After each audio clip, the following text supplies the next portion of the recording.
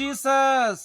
యేసుక్రీస్తు నామములో మీ అందరికీ నా యొక్క హృదయపూర్వక వందనములు. ఈరోజు దేవుడిచ్చినటువంటి అద్భుతమైన మాటలు.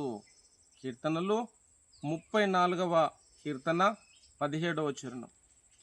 నీతిమంతులు మొర్రపెట్టగా యెహోవా ఆలకించును, వారి శ్రమలన్నిటిలో నుండి వారిని విడిపించును. Amen, amen, amen.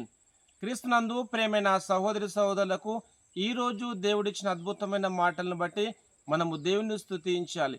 ఇక్కడ దేవుని యొక్క వాక్య భాగంలో చూసినట్లయితే, నీతిమంతులు మొరపెట్టగా యెహోవా ఆలకించును, వారి శ్రమలన్నిటిలో నుండి వారిని విడిపించును అని దేవుని యొక్క వాక్యం రాయబడినది.